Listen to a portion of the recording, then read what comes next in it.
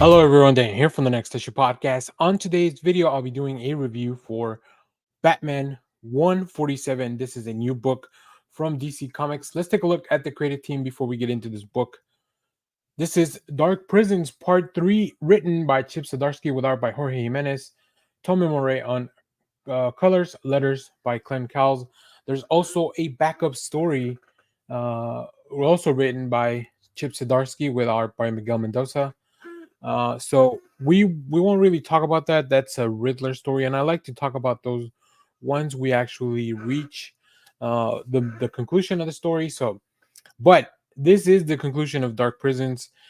If you read the Free Comic Book Day, you know things are heating up, and failsafe will be a big part of that. This book is going to be a big part of that. But in this issue, no allies, no weapons, no hope.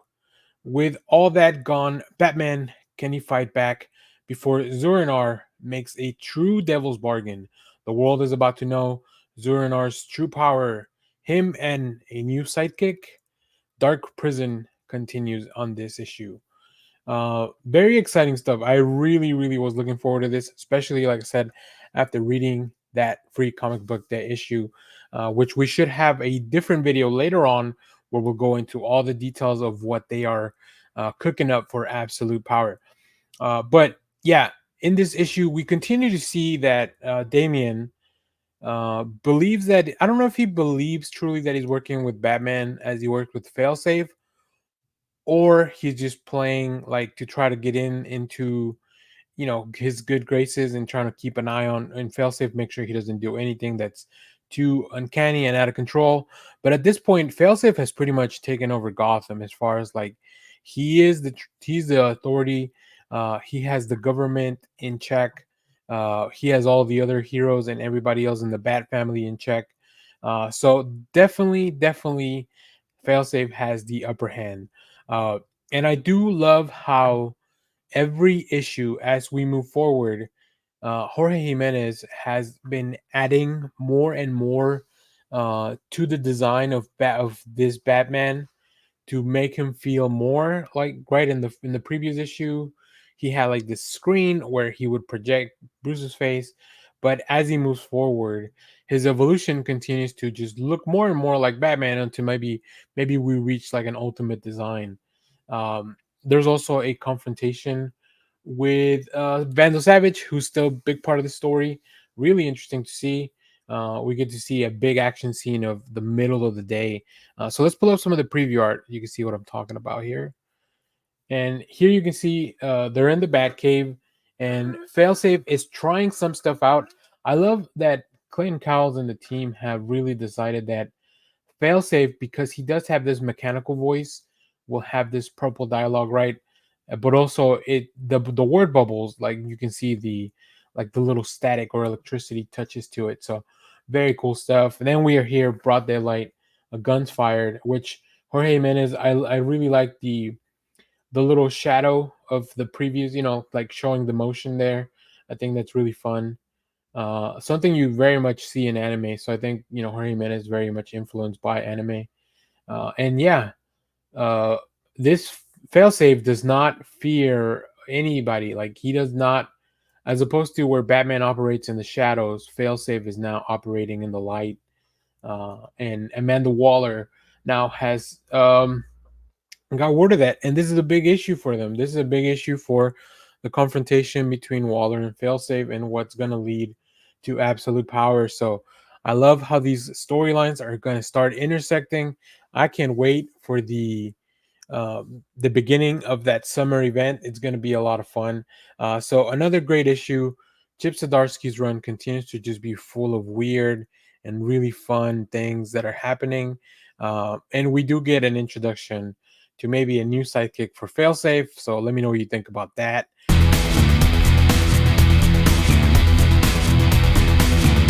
Hello everyone, Dan here from the Next Issue Podcast. On today's video, I'll be doing a review for The Boy Wonder #1. This is a new book from DC Comics. Let's talk about the creative team before we get into this book. This book is written and drawn by Juni Ba, colors by Chris O'Halloran, letters by Aditya Bidikar. Now, I really like Juniba's work. I'm a big fan of his independent stuff like Monkey Meat. He's also done a few things over at DC already. So really interested to see the twist that he puts on this character of Damian Wayne.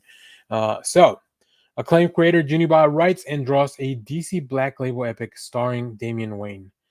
The young Prince Damian Wayne was raised to be the heir fearsome League of Assassins, to follow in the footsteps of his deadly mother Talia al Ghul and the demon's head himself, his grandfather Ra's al Ghul. But everything changed when his father, the Batman, reclaimed him and brought him back to Gotham City. As Robin, young Damien suddenly discovered he was merely one of a number of princes preceded to his role by the Bat family like Nightwing, Red Hood, and Robin. Damien doesn't care to be merely anything, but when his father is forced to leave the city on business, and a rash of abductions is accompanied by the whispers of a demon stalking Gotham's dark alleys, Damien will find himself fighting along his adopted brothers, and in the process learning what the mantle of the Robin really means. This is a very exciting story. So I like that it's Black Label, so really like Junibach can pretty much take this wherever the story fits. I will say I think from previous reviews that I've seen about Juniba's work, not everyone likes how stylized the work is. I think Juniba definitely has a very specific style, and sometimes people don't mesh with that. I really enjoy it. I really like the aesthetic that it brings. It's a little bit messy. It's a little bit like off kilter, and it's not very different from a lot of the house styles, but I think it really works. And especially when you're doing a story where the tone is supposed to be a little bit darker and grittier, like in Gotham, I think it really plays, right? Uh, we have a lot of heavy inks, a lot of like that's where I think really comes in, like just how bold and thick those lines are in the page. Now, as far as the story, it's a really fun premise. I love a book that is going to focus on the Robins. I think like the Robins, the relationship between all the Robins, including Nightwing, uh, like it really makes for fun storytelling, right? Who doesn't love a story about brothers? I think that's siblings fighting is just a really fun concept, especially in comics when you have to add and escalate all the superhero shenanigans. So I really enjoy this. It is Black Label, it is oversized, so definitely you get your bang for your buck there. So let's take a look at some of the preview art so you can see what I'm talking about on the Juniba art. And you see all the little shadows and just like I said, thick lines, a lot of dark and a lot of heavy inks. Um, I like when the establishing shots start to go off kilter, so they're not really straightforward. Very interesting, different angles. Also, a little bit of comedy. I forgot how Juniba loves to do a little bit of comedy with some of the work here, and this is really interesting. Not every you don't always need to be fully detailed, and I think sometimes that really plays. I love here Damien just showing up as a shadow and just getting some really quick exposition about his relationship with the other members of the Bat family, with his own family. I really like the demon head, overlay here on the designs of the characters, and of course the League of Shadows just showing up as really cool ninjas that he grew up training and kicking ass. So yeah, I really enjoyed this issue. It is a Black Label title, so because there's so many things to read, I will probably wait until it's completed. I've been trying to throttle back on purchasing the single issues for Black Label titles, and just getting the collections because whenever they are done, they're done so well and they're printed so beautifully that it just I I really can't be buying both the singles and the collections. And I think at this point, I'm buying singles enough from the main stuff and other publishers. So I think yeah, I'll wait for the trade, but highly recommend this. Um, if you have the DC Infinite app, that should probably be dropping next month. If you have the Ultra, so like there's plenty of ways for you to read this. Like I said, if you can't pick it up right away, be patient. I think it's going to be a really fun ride. But you should definitely also go check out other Juniba works. Like I said, I think Monkey Meat is the one that really stands out for me. But there's plenty of work there. So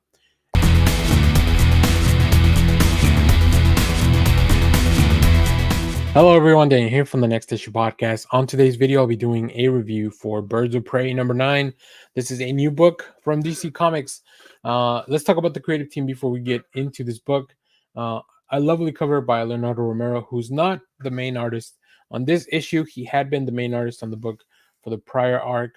But in this one, we have the beginning of a new arc, Worlds Without End. This is part 1 of 5. With writer Kelly Thompson, with Jonathan Case and Gavin Gaudry as on art, and I'll talk about why we have two artists, which is not just a fill-in; it actually makes sense for the story. For the story, we also have Jordi Belair on colors, Clay and Kyle on letters. So like super stacked team of creators for this issue. In this issue, the birds search for Barbara Gordon. If the birds of prey have one mission, it's protect Barbara Gordon at all costs, and that mission is not going great. If you, especially if you remember from the last issue, Diana and her team search for Barbara in this strange new world that seems to be specifically designed to trip them up. Many mysteries lurk in the dark of this world, and some of them don't even want to kill you. Probably, maybe. So yeah, at the end of the last issue, after the ambush at the fashion show, the birds of prey were pulled into this portal, which we don't know where that is, where they're going.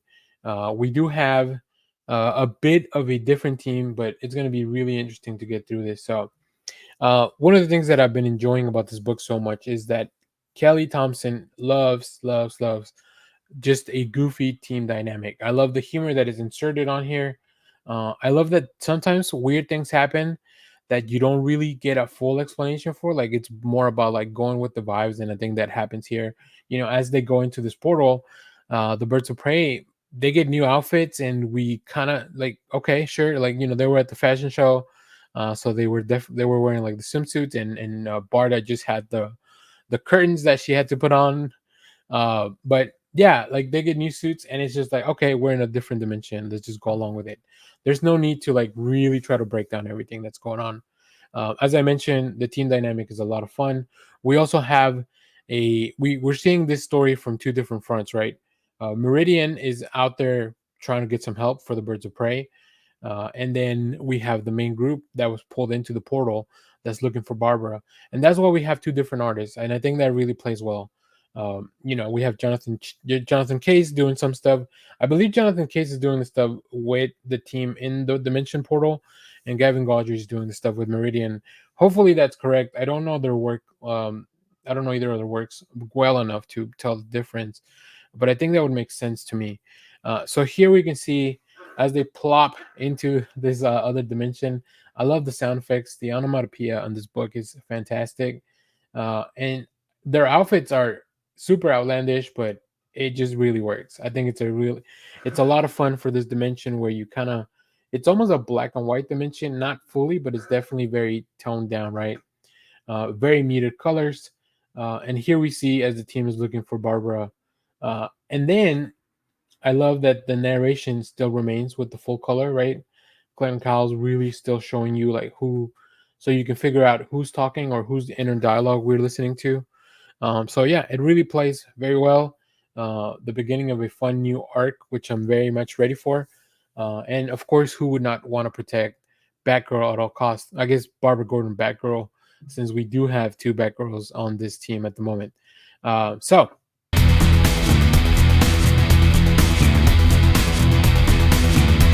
hello, everyone. Daniel here from the Next Issue Podcast. On today's video, I'm going to be going over one of the books from Free Comic Book Day, the DC Comics 1 Absolute Power Special Edition. So, this is the book that is setting up the summer event.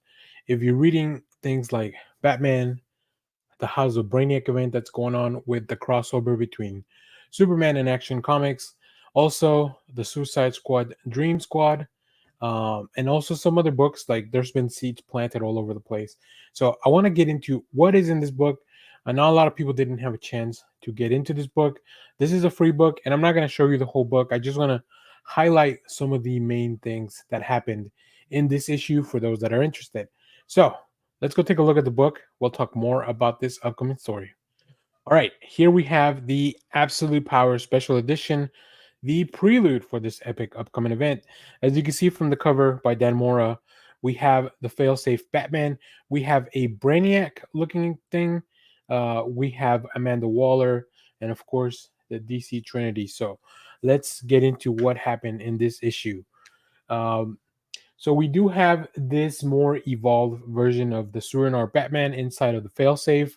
If you're not reading the Batman series by Chip Zdarsky, you probably want to do that before getting fully into this event. Um, in one of the issues, we see that Amanda Waller and this failsafe Batman have at least met, right? They are aware of each other's mission. We get a little bit of backstory of Amanda Waller through exposition by the Clock King. Now, the Suicide Squad and Amanda Waller's organization is bringing in metas that have specifically electric power abilities because they need some power for their machines. But the book very smartly, as the Clock King just kind of works walks this new rogue through the facility, you get to see a lot of what's going on, right? You get to see Harley and some of the other members, like Deadeye from the Suicide Squad book currently. We also get to see uh, Green Arrow.